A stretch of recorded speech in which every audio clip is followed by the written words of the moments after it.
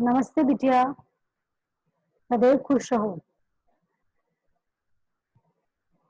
I am Jevin Dr. Alka Jain, Associate Professor in the Department of Community Medicine, Faculty of Homeopathic Science in Jyoti Vidyapeeth Women's University. In these lectures, I will discuss about the different epidemiological approach.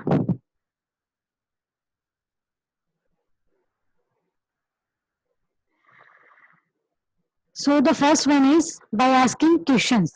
Epidemiology has been defined as a means of learning or asking questions and getting answers that lead to further questions. For example, the following questions could be asked, and the epidemiological approach to problems of health and disease is based on two major foundations, mainly on making questions and making comparisons. So the questions are, which is related to health events. It is, what is the event? What is its magnitude? Where did it happen? When did it happen? Who are affected? And why did it happen? Or you can say, I keep 6 honest serving men. They taught me all I know, and their name are what, why, when, where, who, how. Now, these questions are related to health actions and what can be done to reduce these problems and its consequences.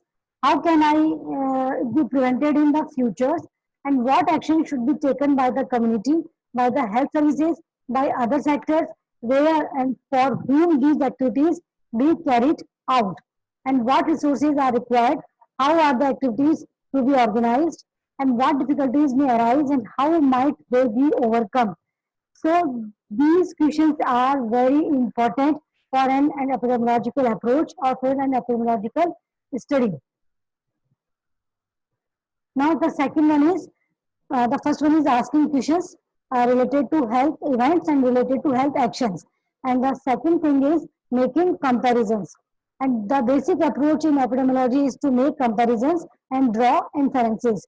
And this may be comparison of two, one group having the disease and the other group not having the disease, or comparison between individuals. Now, what happens by making comparisons? The epidemiologist tries to find out the crucial differences in the host and environmental factors between those affected and not affected. You can say, in short, the epidemiologist weighs, balances, and contrasts. Clues to etiology come from such comparisons.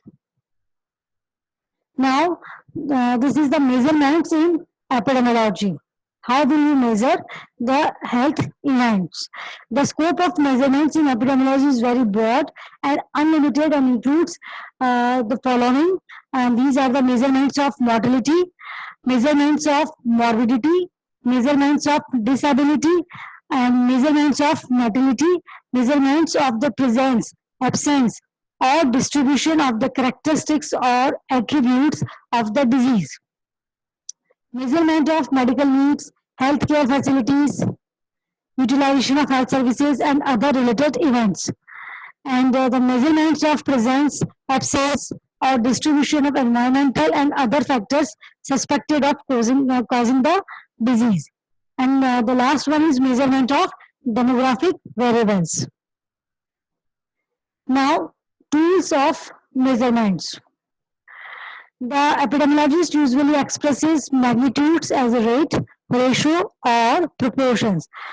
Clear understanding should be there for the proper interpretation of epidemiological data, and the tools of measurements in epidemiology are rates, ratio, and proportions.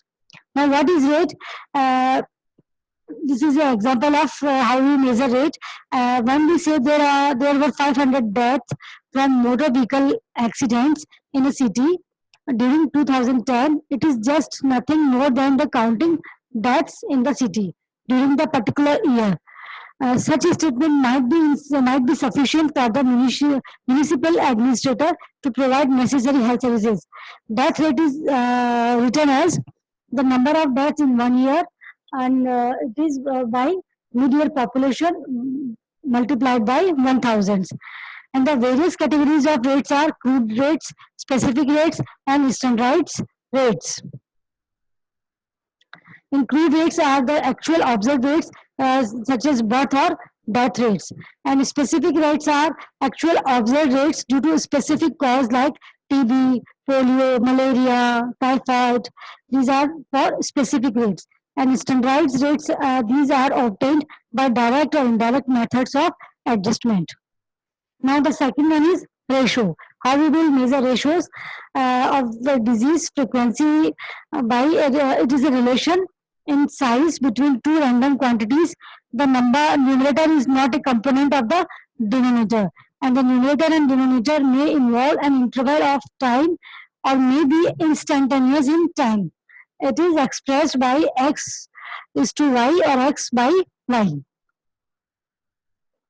Now, third one is proportions. A proportion is a ratio which indicates the relation in magnitude of a part of the whole, and the numerator is always included in the denominator. And the proportion, it is expressed as the number of patients at a certain time and total number of patients in the city at the same time into 100. So it is always expressed as percentage. Now, what is numerator or denominator?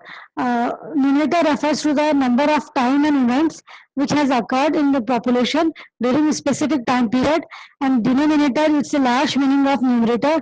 It may be related to the population or related to the total events. Thank you so much for listening carefully.